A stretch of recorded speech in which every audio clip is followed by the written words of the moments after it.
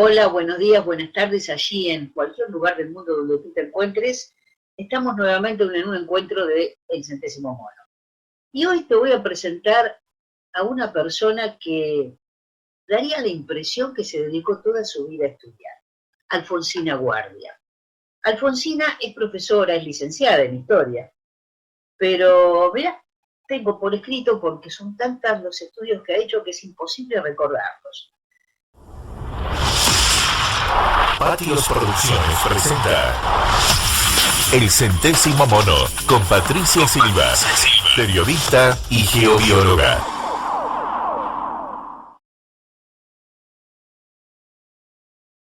Además de profesora, es investigadora en Derecho y en la Facultad de Humanidades, es directora del Grupo Greenland, Integración Latinoamericana, también del Grupo HIPOGED, Historia, Política y Gestión en Educación de la Facultad de Humanidades.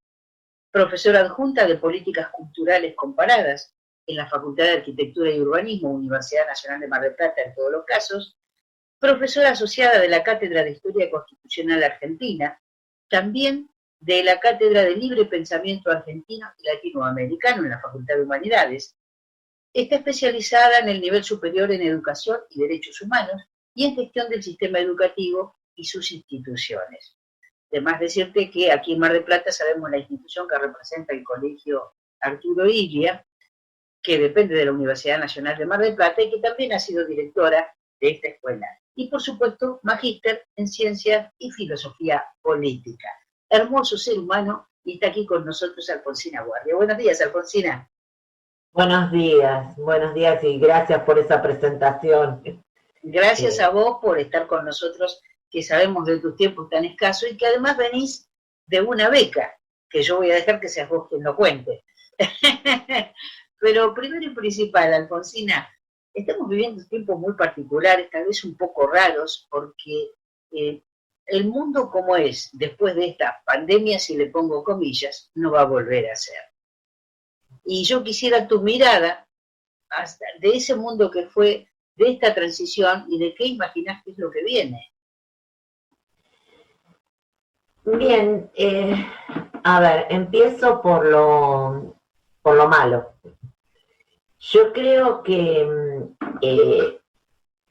hay algunas cuestiones que dentro de los cambios,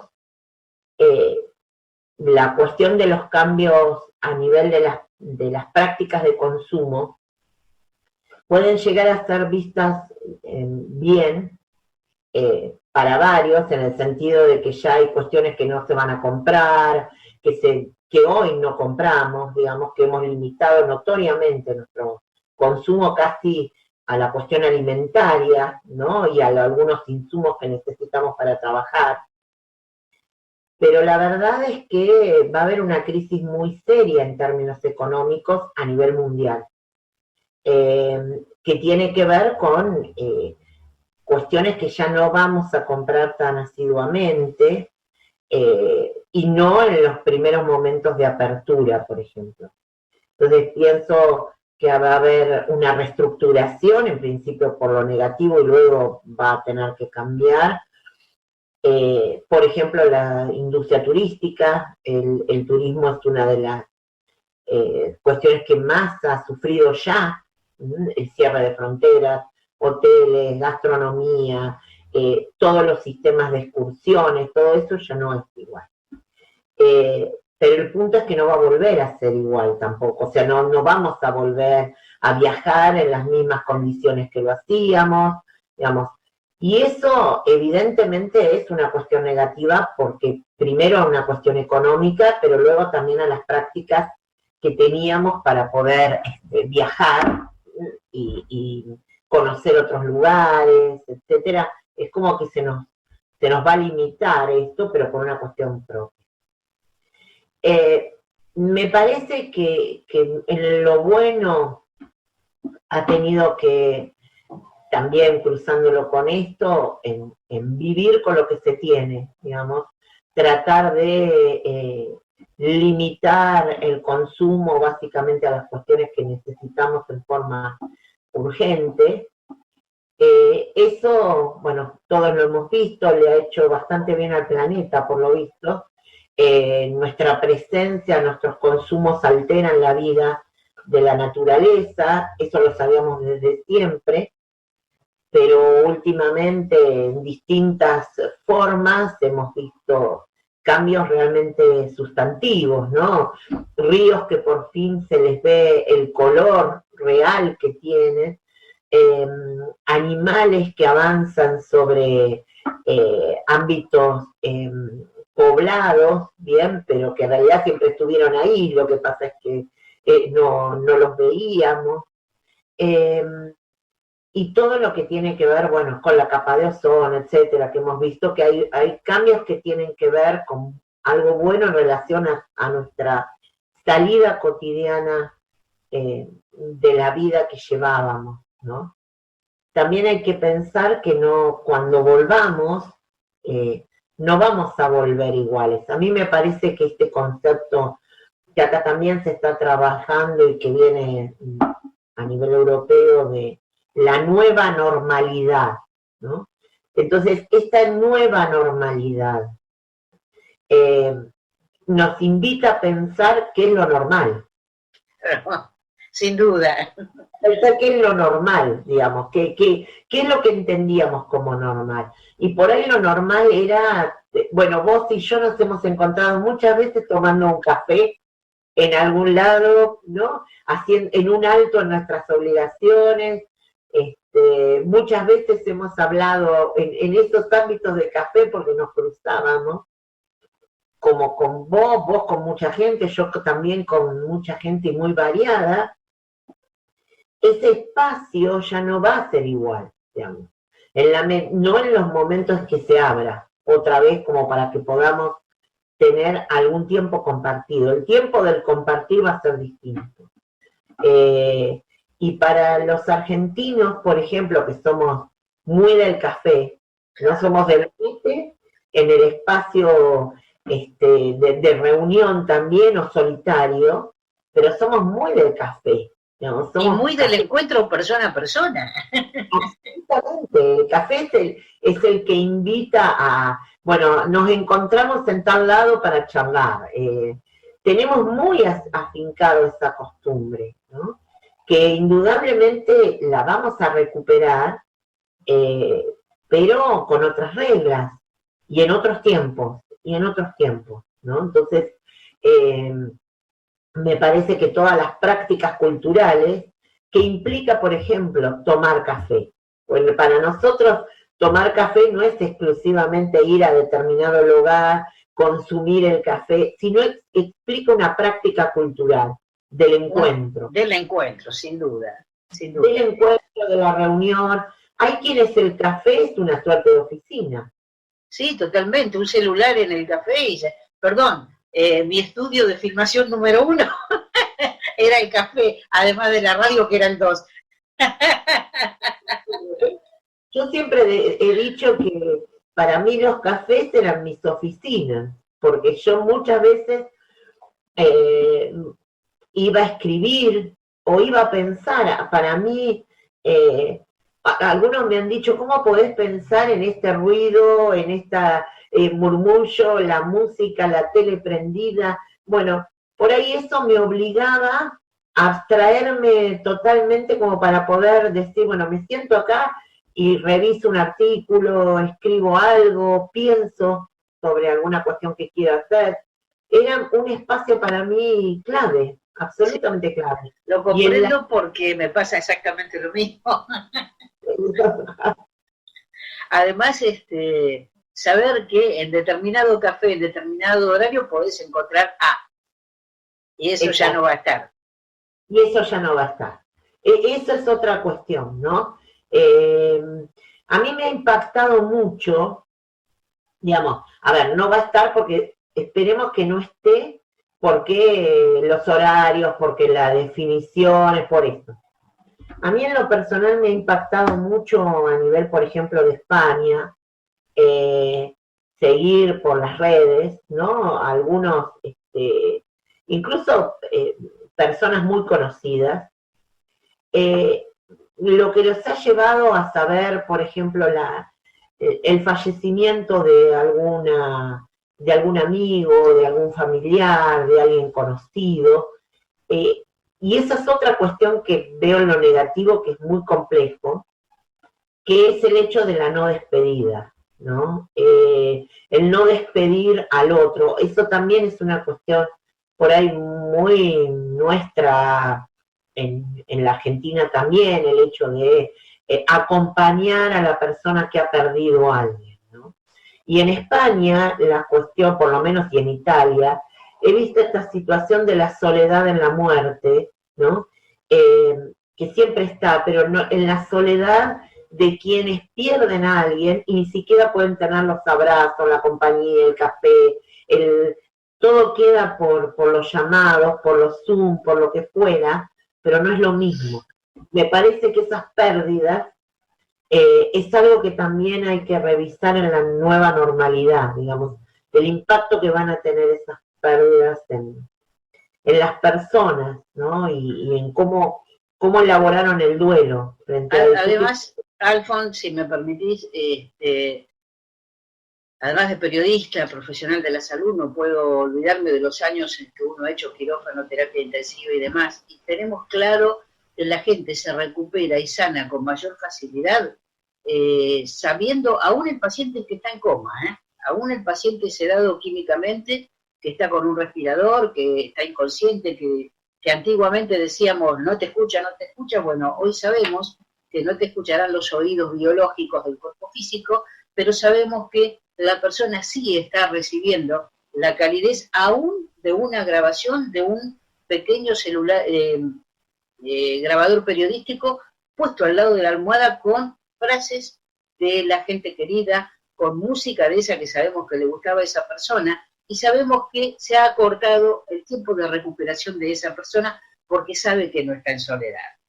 Sabemos inclusive que cuando un paciente quiere partir y los familiares lo rodean en la cama de un hospital, le cuesta mucho irse. Y a lo mejor elige el momento donde lo sacan de ahí, lo llevan a hacerse una radiografía o algo para poder hacer esa partida. Porque cada uno venimos con fecha de vencimiento y solo nosotros, los subconscientes, lo saben. Entonces, nadie se va ni antes ni después, por lo menos ese es mi criterio personal, pero no es lo mismo esta soledad, este vacío interior en que ponemos a aquella persona que se ve con un problema de salud y se encuentra de buenas a primeras, sin su casa, que es su cueva protectora, sin los seres que aman. En la soledad más absoluta le estamos provocando una baja abrupta de su sistema inmunológico y queda a merced de cualquier, no digo del COVID-19, de cualquier bicho que ande dando vuelta. Ni hablar de esos brazos vacíos de la gente que está del otro lado y quiere abrazar y quiere despedir.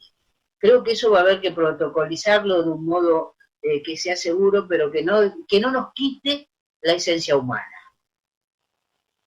Tal cual, yo lo pienso, bueno, en la instancia última de la muerte, pero también lo hemos visto en la vida, por ejemplo, del impacto en los niños, otra cuestión para pensar en la nueva normalidad. Digamos, los niños socializan en la escuela y sabemos que la escuela es el último espacio que vuelve, porque la verdad, digamos, y cuando vuelva no va a volver tampoco en las mismas formas que lo conocíamos. Pensemos en los lugares donde está volviendo y está volviendo, digamos, parcializados por distintos grados, en una forma que garantice el espacio para que no estén todos juntos. Nosotros, digamos, la educación, y lo sabemos muy bien, no es el hecho del aprender y el enseñar un contenido, es todo lo que se genera alrededor. Y en los niños es absolutamente clave porque es el vínculo, es la sociabilización, es el encuentro, es el juego, ¿no? Hoy el juego está limitado al espacio de su hogar, que muchas veces es mucho más limitado que lo que tiene en la escuela. Esto atenta, Alfonsina Guardia, esto atenta contra la solidaridad, contra el cooperativismo, contra el trabajo en equipo y fortalece el individualismo. Creo que hay un poco de cada uno. O sea, el individualismo se ha notado y se han empezado también a notar, ayer lo hablaba con un amigo, algunas cuestiones, digamos, complicadas en relación a actitudes contra, por ejemplo, a ver, hablo puntualmente de actitudes xenófobas en relación al cierre de fronteras, etc., ¿no? Trump, por ejemplo, señalando que expulsa a los últimos que no habían llegado a terminar los papeles para permanecer en el país, frente a una Portugal que define que quienes están dentro de las fronteras de su país, siendo extranjeros, tienen que acceder al sistema sanitario exactamente igual, porque digamos no los van a dejar afuera. Digo, como actitudes contradictorias, si se ve, pero que en definitiva tiene que ver en la mirada que cada Estado hace y que en un punto impacta también sobre las actitudes individuales. Digamos. Un Estados Unidos en donde de pronto en Nueva York su autoridad define determinadas prácticas que no concuerdan con la práctica del gobernante a nivel del Estado, que es su presidente, del Estado general, que es su presidente. Unas actitudes, por ejemplo, contra la comunidad, algunas comunidades orientales, algunas cuestiones puntuales creyendo que ellos son, digamos, como que estén en cualquier lado, propagadores del virus. Digo, hay algunas cuestiones que vamos a tener que mirar también en la nueva normalidad, porque el individualismo de quedarnos en casa también puede fortalecer aquellas prácticas que ya estaban. A mí me parece que nadie, creo que se va a volver individualista en estos tiempos si no lo era, ¿no? Porque el que no lo era está todo el tiempo ver cómo se puede colaborar, digamos, ¿no? Entonces, han encontrado otras alternativas de colaboración, de donación, de todo lo que fuera, porque quienes son así van a seguir siendo así desde la casa, digamos, ¿no? Con la compu, generando lo que fuera. Y ahora,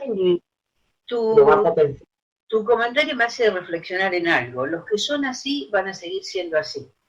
Pero vos recién hablabas de aquellos pequeños que estamos formando y que están viendo todo esto y que creo que va a marcar su vida un antes y un después, aquel 2020 con esta, no sé si es una pandemia, porque a la hora de las cifras realmente mundiales, estamos viendo de la información de diferentes países, y hablo de informaciones serias, donde la cantidad de muertos por el COVID-19 es inferior a la gripe habitual, por ejemplo, pero es muy inferior, que no justifica el nombre de pandemia que se le ha dado desde la Organización Mundial de la Salud, por ejemplo. Y convengamos que, sí, adelante. No, me parece que también la definición de pandemia, si corresponde o si fue determinada, me parece que tenía que ver también con frenar la expansión. Me parece que fue una cuestión de decir, miren, esto es grave y si no tomamos medidas, esto va a ser peor. El otro día leía que algunos están empezando a ver las cifras del año pasado o de los años anteriores en relación a enfermedades respiratorias como neumonías o gripes fuertes, etcétera. Y bueno, están diciendo entonces, ¿qué tuvimos en determinados años? Algunos picos muy fuertes de enfermedades respiratorias.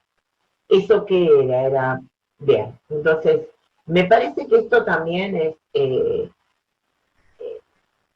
la rapidez en donde este COVID se ha manifestado, me parece que es lo que puso en alerta, ¿no? Y el hecho de que en poco tiempo atacó a algunos países que uno imaginaba que iban a estar mucho mejor para soportar cualquier tipo de fenómeno, ¿no? Entonces, esto provocó que las políticas sanitarias, por ejemplo, aún en los países desarrollados, o en los que uno considera que son desarrollados y que claramente lo son, evidentemente no estaban preparados tampoco para esto. No, yo creo que en lo personal, ¿no? La principal sorpresa que todos los profesionales de la salud hemos tenido es cuando fallece un paciente.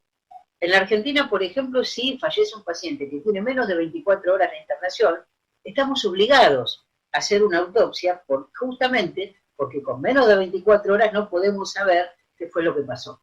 Entonces, hay que conocer siempre la causa de fallecimiento y decimos que lamentablemente es allí donde tenemos todas las respuestas, aunque no nos sirvan con esa persona para nada, pero nos va a servir sí para saber qué pasó con respecto a evitar que vuelva a pasar en otras personas. El hecho de haberse tomado en algún nivel, no en Argentina, en otros países, la determinación de incinerar, de no hacer autopsia, no se pedía conocer las causas de fallecimiento.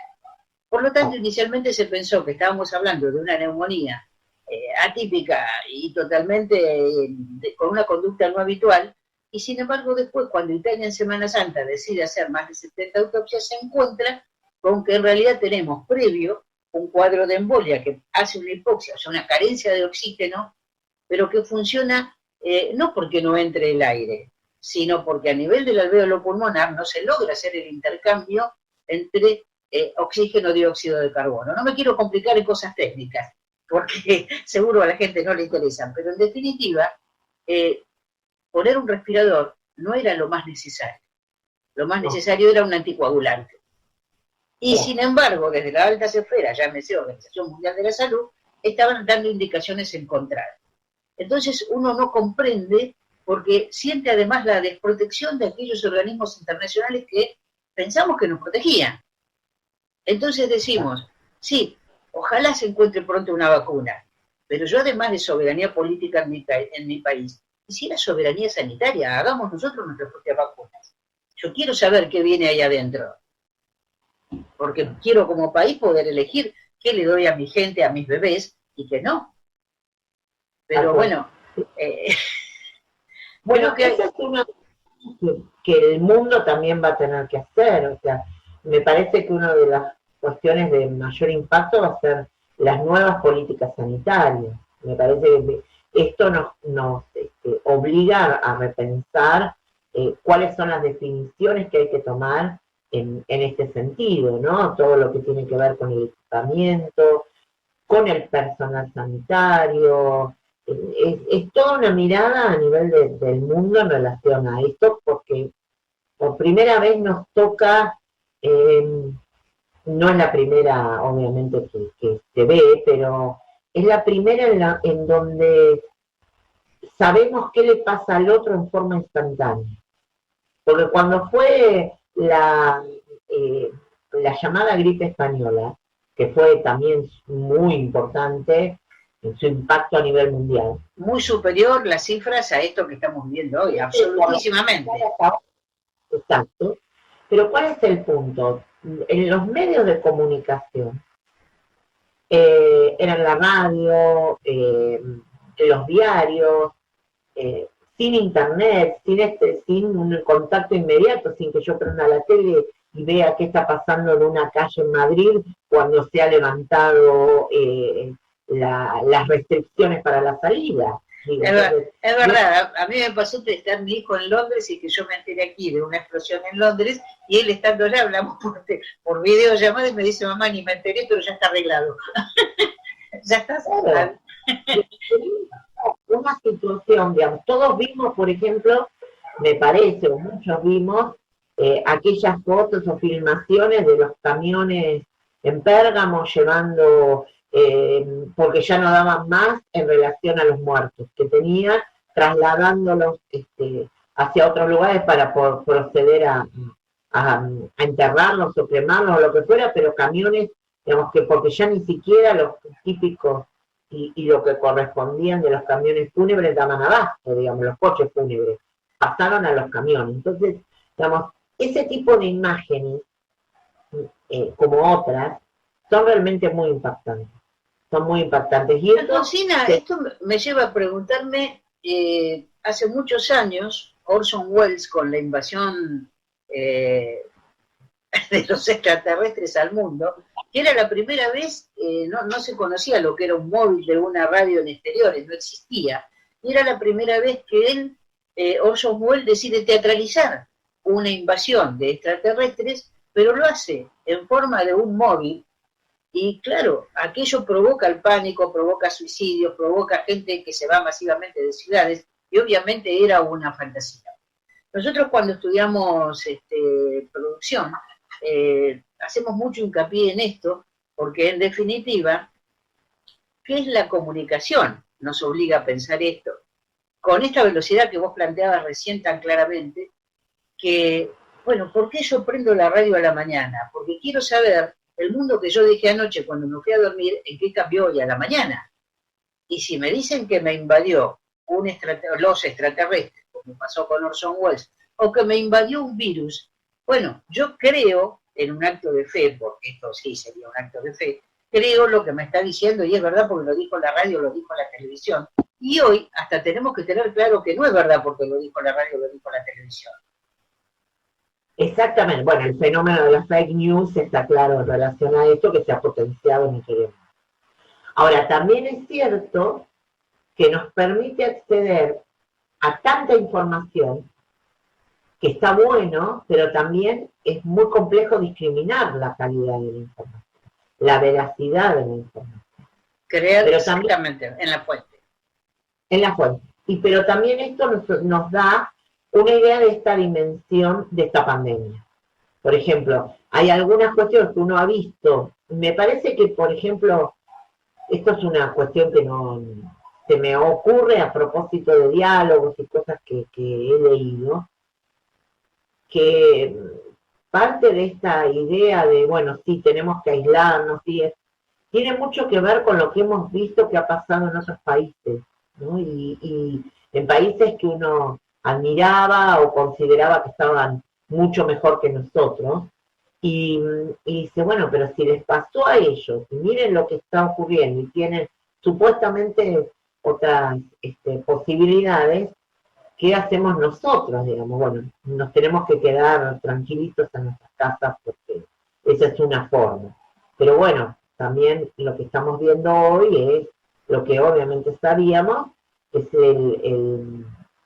las terribles consecuencias a nivel económico que esto está generando y que el aislamiento lamentablemente va a tener que ir abriéndose en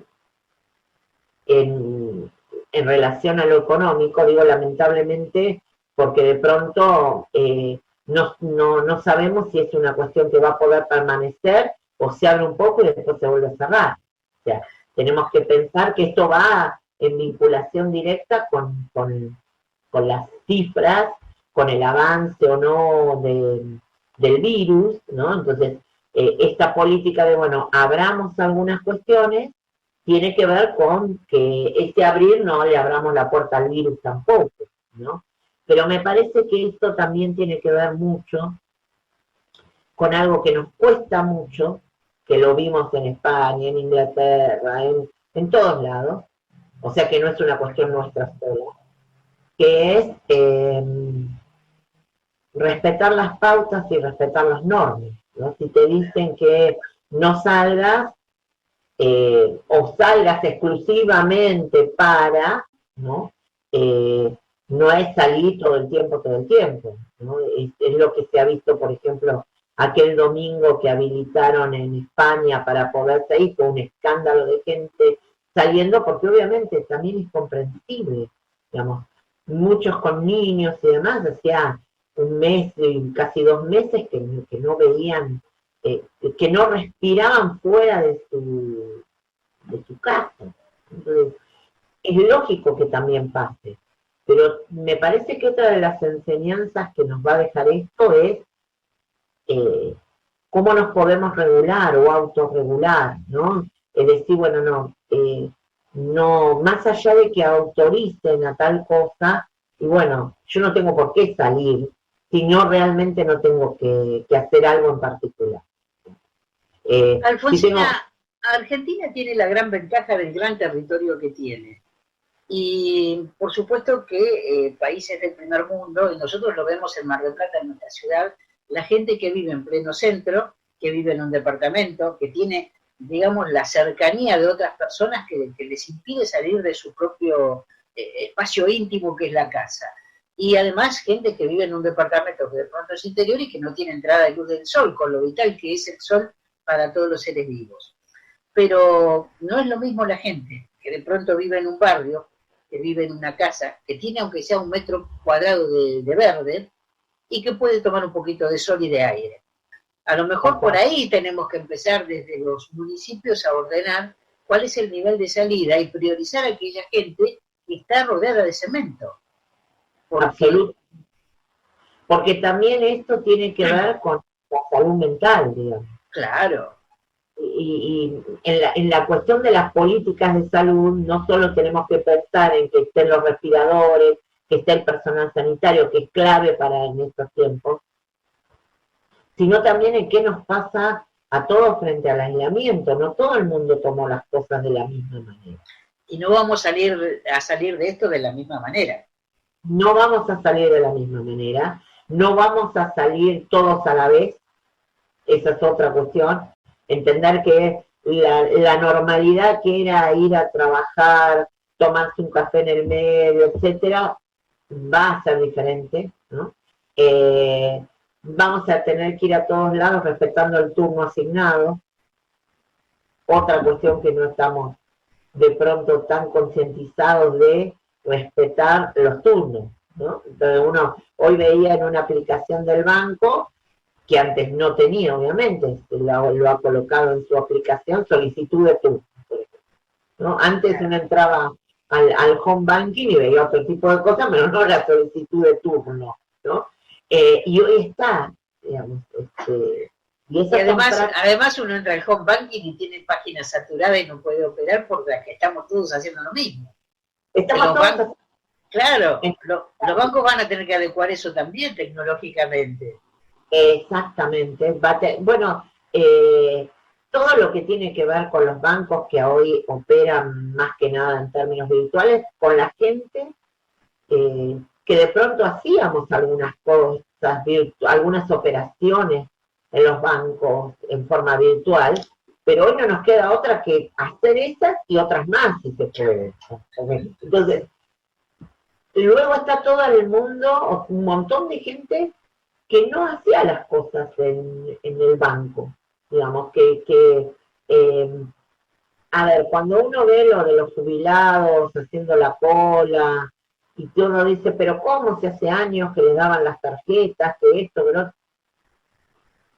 Sí, pero son prácticas, porque también es cierto que ir a cobrar, aunque por ahí tenía muchísimo frío, calor, depende, era una práctica de sociabilidad, era saber que todos los tales días del mes iban a encontrarse incluso con algunos que no se veían, que se veían en la cola. Sí. Entonces, a ver, esto también lo estamos viendo en algunos negocios. El otro día, por ejemplo, le comentaron a alguien de mi familia que salió a hacer una compra de una persona que vive solo, un viejito que vive solo,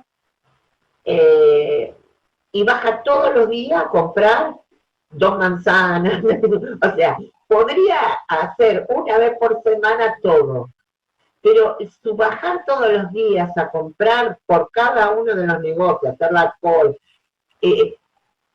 de pronto se pone en riesgo en principio el mismo, pero también está tratando de mantener una línea de contacto con las personas, ¿no?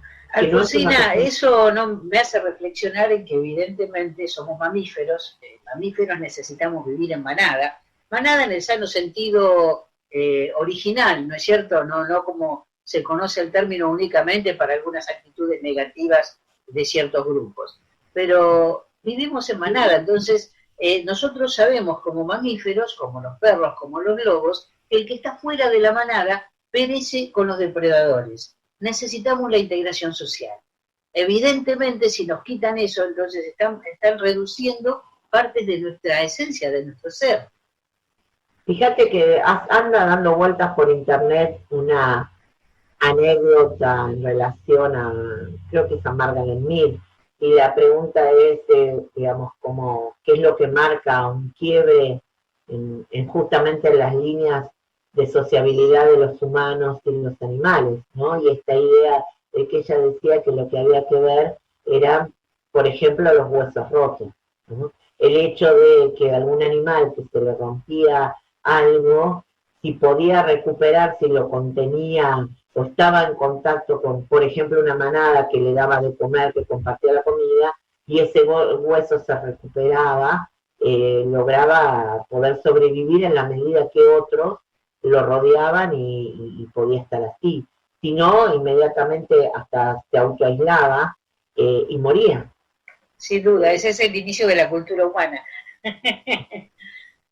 la protección del grupo. Me parece maravilloso, pero estamos hablando de cosas negativas y yo quiero, porque todo en este mundo dual es luz y sombra, y entonces cosas positivas hay. Yo encontré una, por ejemplo, que me gustó mucho, y es algunos amigos que me llevan muchos años y que se habían resistido plenamente a la tecnología, y hemos logrado que de pronto se incorpore a este nuevo mundo al cual había tomado la decisión de no incorporarse, pero hoy se encuentra con que puede conversar con los amigos, no es lo mismo hablar por teléfono que un videollamado, y no es lo mismo esto que estamos haciendo ahora de una videoconferencia, donde parece que la distancia es más corta, vos estás ahí, yo te veo, vos me ves, me encanta, digamos, tu gestualidad cálida en las explicaciones que nos das, porque también sabemos que el 98% de la comunicación humana es no verbal. Entonces, ¿qué le encontrás de positivo vos a todo esto, además? Yo creo que esto no es una nueva oportunidad para seguir aprendiendo. Yo en general siempre he tenido como una meta de decir, bueno, y hay un amigo en común que sé que tenía, o tiene esa frase, hace mucho que no lo veo, que dice, le preguntaron, ¿cómo te sentís? Y dijo, y más o menos, porque hace como 2 días que no aprendí nada. Yo creo que esta cuestión del aprender todos los días algo es lo que nos permite seguir. Vos acabas de decir, gente de todas edades, tratando de aprender algo, porque de pronto por ahí, yo lo veo en la docencia universitaria. En el, digamos, de los de mi edad, por los cargos que estamos y demás, todos tenemos una compu o una notebook, celular más o menos de última generación, o más o menos, pero digamos que tenemos las redes sociales, etc. Pero de pronto aquellos que eran reacios a las redes sociales, ¿no? Bueno, tuvieron que entrar para interactuar en la página que se creó para tal fin. Por ejemplo, a mí lo que me sigue sorprendiendo es algo que en lo personal, eso es una cuestión totalmente propia. Siempre veía que esto de los youtubers era un fenómeno de determinada edad y con determinadas características, apuntando a la música, apuntando mucho con la música, con la cuestión de los deportes, bueno, con distintas actividades. Y hoy vemos que, no sé, mujeres, digo mujeres porque las que he visto son mujeres, de más de 70, 80, hasta no, más de 90 años, con su canal de YouTube que le abrió la nieta, bisnieta, lo que fuera, alguien de su familia compartiendo las recetas, por ejemplo, recetas que le había dado a su familia, o que todo el mundo decía qué rico el budín que hace, bueno, y ahora el budín es... es fabuloso. Es fabuloso, lo conoce todo el mundo, y este tipo de cuestiones donde, por ejemplo, digo lo de los youtubers, porque incluso lo decían así, ¿quién es un youtuber? Bueno, alguien que tenía determinada edad, hasta determinada franja etaria y con determinados intereses. Hoy youtubers pueden ser todos. Claro. Desde lo más variado, como la cuestión de la cocina, que ha dado, creo que es un boom, ¿no? Porque el hecho de quedarse en casa ha hecho que tengamos que cocinar mucho más, y todo el mundo anda googleando recetas, buscando gente que sube sus recetas, etcétera, y después han empezado todas otras cuestiones de, por ejemplo, la cuestión de los entrenamientos físicos, la gente que tenía una rutina o entrenaba y demás, se ha tenido que cambiar y ha hecho sus clases por distintos medios, ¿no? Los músicos que de pronto, bueno, esa es una práctica cultural, por ejemplo, que vamos a ver cómo cambia. La cuestión de ir a los espectáculos va a ser totalmente distinta. Sí, Teatro, los grandes recitales, ¿no? O incluso los recitales pequeños, pero aún siendo pequeño va a tener que tener una limitación.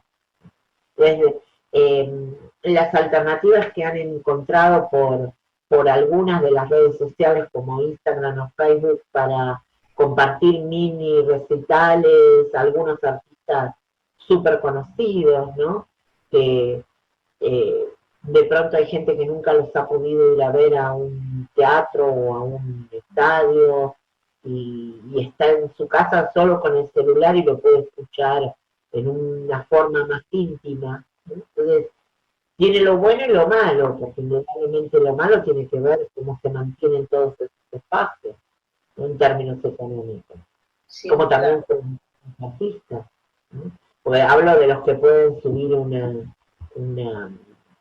una suerte de concierto por internet, pero el otro, el que vive con lo justo y demás, y bueno, ese le está costando muchísimo, muchísimo. Sí, además uno tiene que pensar cómo se obtiene la rentabilidad que le permita al intérprete, al autor, porque sí, es muy fácil subir a las redes, pero también es muy fácil piratear en las redes. Entonces, bueno, habrá que imaginar el mundo nuevo en el que vamos a tener que vivir e ir resolviéndolo de a poco con la colaboración del pensamiento de todos, ¿no?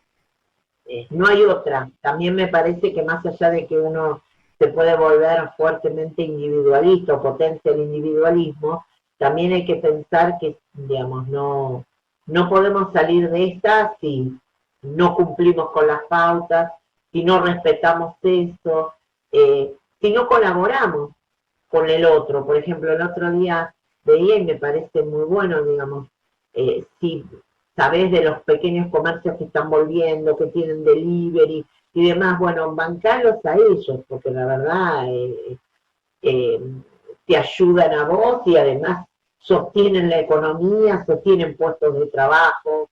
Me parece que eso también hay que valorarlo, ¿no? Comprar un libro por...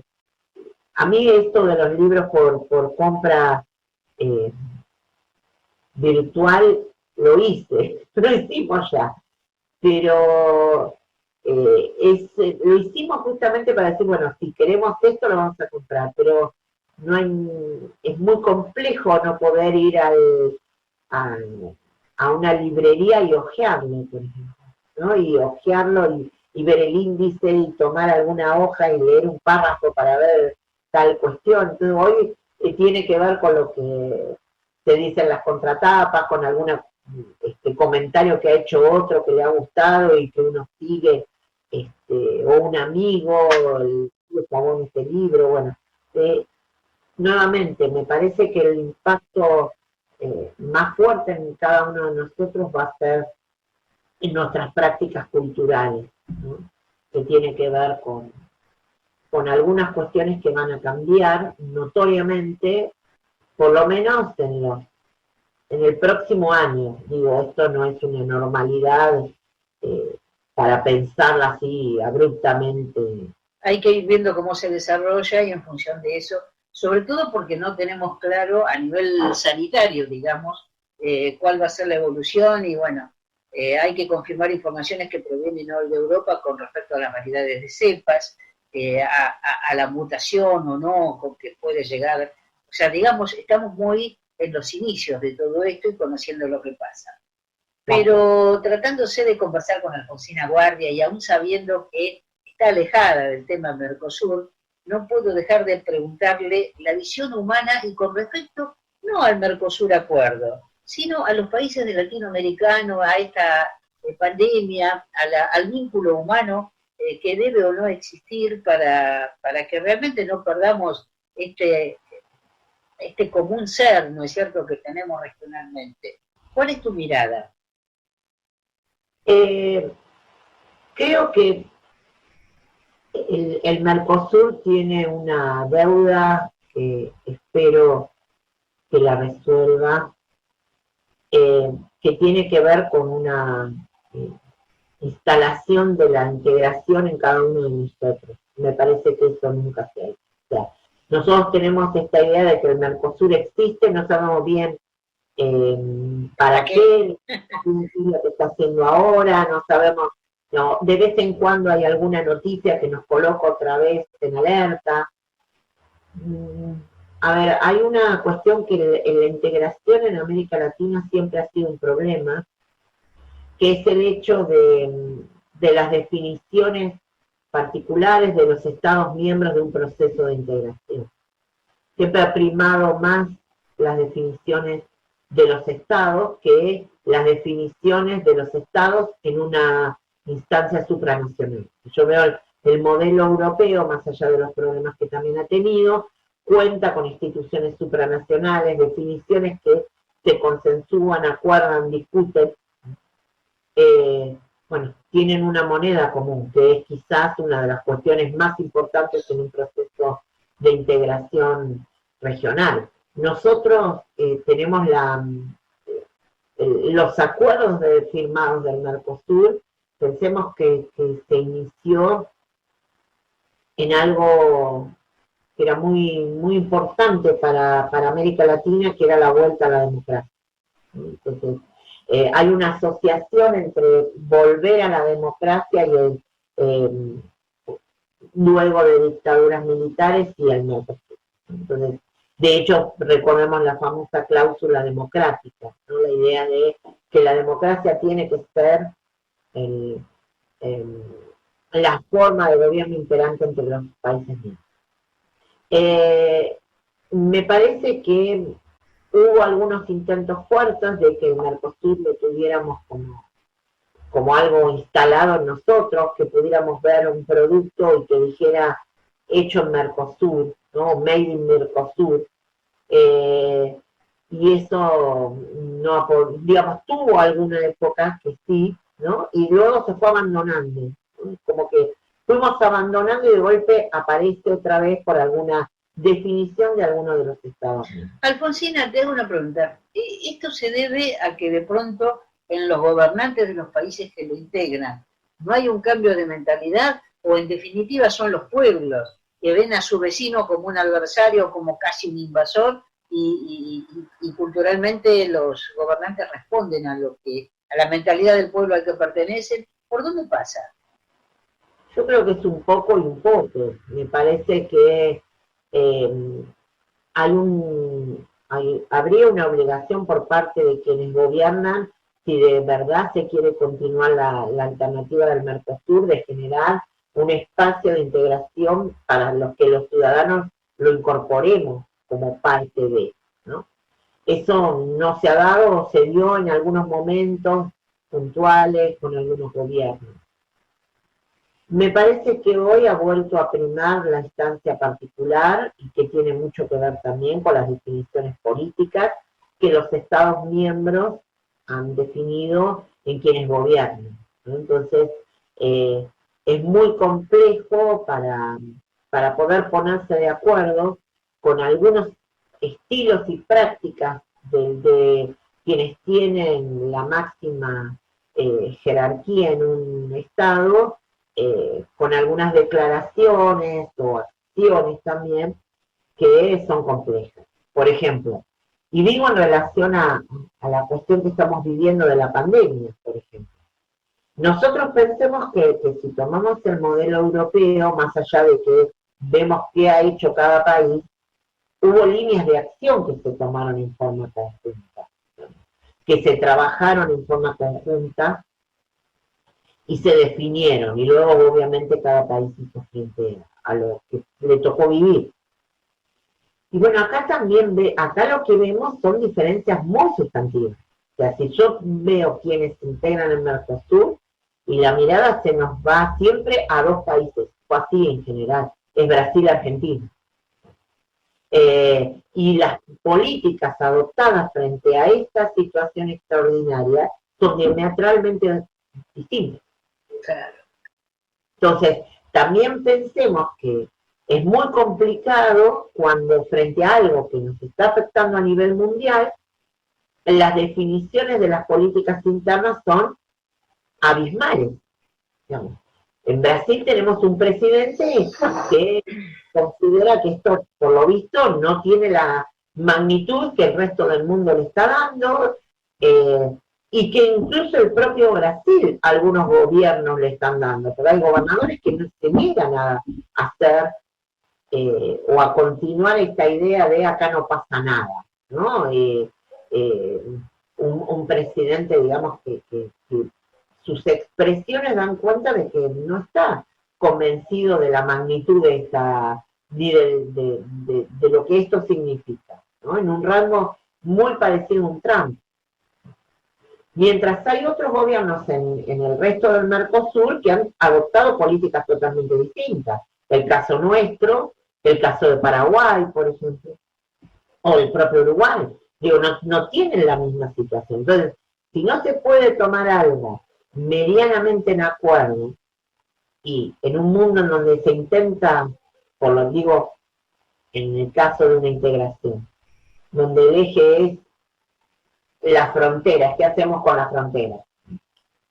Hoy estamos todos cerrados, pero estamos con algún vecino, como es el caso de Brasil, que tiene una definición completamente distinta. Y esto es una situación realmente complicada, muy complicada. Alfonsina Guardia, nos quedan unos pocos minutos y a mí me gustaría preguntarte a vos de qué querés hablar en estos minutos, son tuyos. ¿Por dónde no hemos pasado en esta charla que te gustaría dar tu enfoque? O contar tu experiencia de esa beca, no sé. Bueno, puede ser. Yo tuve una beca en enero en Yad Vashem, en Jerusalén. Yad Vashem es el centro más importante de estudios del Holocausto a nivel mundial. A esa beca fuimos educadores de América Latina, es un seminario en español para educadores de distintos niveles para trabajar la cuestión del Holocausto. ¿Qué es la Shoah? ¿Qué es la Shoah? Exactamente. Y también ver las miradas actuales, digamos, sobre un fenómeno que tiene se produjo hace varias décadas, pero que sus efectos no han terminado y hay que recordarlo, hay que enseñarlo, especialmente por esta idea de las prácticas discriminatorias, racistas, xenófobas, ¿no? Que el mundo periódicamente nos da una muestra, lamentablemente, y esta idea que me parece que es muy fuerte, que es el valor de las palabras, ¿no? Porque una de las cuestiones que me quedó más clara es el hecho de que los genocidios nunca empiezan con acciones concretas, sino que empiezan por discursos del odio. Entonces hay que estar muy atentos a los discursos del odio, a las palabras que categorizan, que identifican al otro de forma despectiva, que aíslan, porque de ahí en más, digamos, en la escalada, que puede ser más abrupta o menos abrupta, pero luego de los discursos del odio, si esas palabras discriminatorias y fuertemente estigmatizantes se trasladan al discurso del poder, cuando se trasladan al discurso del poder, el poder, por ejemplo, puede trabajar, abordarlos en cuestiones normativas. Ese es el caso de lo que ocurre en el genocidio judío. Entonces, esta idea de, en la Segunda Guerra Mundial, antes de la Segunda Guerra Mundial, empiezan los discursos del odio, luego que fíjate que los discursos del odio empezaron en dos niveles muy marcados. Uno fueron los medios de comunicación, que era la radio y los diarios, diarios que se distribuían en forma gratuita, y era un mecanismo muy importante como para, digamos, nadie podía decir, ay, bueno, me lo regalan. No, pero te lo regalan, pero te están instalando todo el tiempo quién es el enemigo y qué tenés que hacer con ese enemigo, que ha sido construido desde un discurso del odio. Y luego la educación. Después viene el discurso del odio instalado en el poder, las leyes que ya directamente ponen en práctica el discurso ¿Qué del odio. advertencia, en base a lo que me estás diciendo, qué advertencia podríamos hacerle a los argentinos, a cada uno en forma individual como ciudadano? ¿Cuáles serían las buenas prácticas ciudadanas para estar atentos a esto? Estar muy atentos a quiénes y cómo se estigmatiza al otro. A ver, acá ya lo hemos visto desde un nivel básico, que empezó también en otros países que han vivido la pandemia, por ejemplo, y por suerte hemos visto al lado contrario. El tema de los vecinos en contra en el edificio, en contra de algún trabajador de la salud. No podemos dejar pasar. De ninguna manera podemos dejar pasar que se estigmatice a alguien porque está en ese lugar y ha vivido mal, o alguien que ha estado enfermo, por ejemplo, y vuelve después de recuperarse a su casa y todo el mundo dice, uy, ahí está un enfermo. Ese tipo de cuestiones hay que estar muy atentos, digamos, porque no podemos generar este tipo de discursos en contra de, porque han estado enfermos o han estado sanando o limpiando el lugar o lo que fuera en relación a esto. Por eso me parece que no serán los discursos del odio tan fuertemente un régimen autoritario, pero indudablemente el discurso del odio es un discurso que pega, ¿no? Y que hay que estar atentos a que indudablemente eso no puede ser instalado de ninguna manera, ¿no? De ninguna manera. Entonces, por suerte también hemos visto otras actitudes, ¿no? La gente decir, bueno, los aplausos a determinada hora para quienes están colaborando siempre desde el vamos, ¿no? Como diríamos en la línea de trinchera directa, pero también hay una mirada compleja en donde siempre hay que estar atentos a esos, al manejo del lenguaje, ¿no? Porque no hay ingenuidad en el manejo del lenguaje. Y sin duda, además me voy a permitir contar conceptos que no son míos, sino de un científico francés, Jean-Pierre Garnier-Mallet, que es el autor de la teoría del desdoblamiento del tiempo, y él demuestra científicamente, hace ya 30 años o más, pero sigue hoy con los años que tiene viajando por el mundo y contando y explicando que hay un principio biológico mediante el cual los seres humanos creamos nuestro presente y nuestro futuro. Y lo hacemos justamente a través de nuestro pensamiento, inclusive aquel que no está verbalizado, sino que lo que pensamos, esa energía de ese pensamiento, es un potencial que después podemos actualizar o no como nuestro futuro. Para que no quede sin comprensión, yo le digo a la gente siempre cuando en las charlas que imagine un germinador, un poroto. ¿Qué hay adentro de ese poroto que no veo? Que en determinadas cuestiones, y si yo digo materializa, me dicen bruja, pero digo germina y es científico, materializa una planta de porotos. Pues hay un potencial. Ese potencial que está dentro del poroto, nosotros para fabricar nuestro futuro, lo hacemos a través del pensamiento de nuestras 24 horas. Y durante la noche, en momentos creadores, en el sueño REM, es cuando nuestra parte energética, porque somos materia y energía, cuerpo, culo y onda, nuestra parte energética es la que se ocupa de actualizar el mejor potencial que hayamos podido crear para que ese sea nuestro futuro. Si nuestros pensamientos son discriminatorios, son de negatividad, de frustración, de enfermedad, que es lo mismo que escasez, mundo dual, luz o sombra, puedo ser una socia de la sombra o una socia de la luz, y siempre es preferible como yo digo, entrar a una habitación y pretender sacar a puntapiés la oscuridad es imposible. Prendamos un poco lo que es más fácil, expandamos la luz. Entonces, cuidar el pensamiento y ser generoso con los demás es el principio básico para que desaparezca esta pandemia, para que tengamos un mundo mejor. Y el cierre es tuyo, Alfonsina, así que la palabra para vos.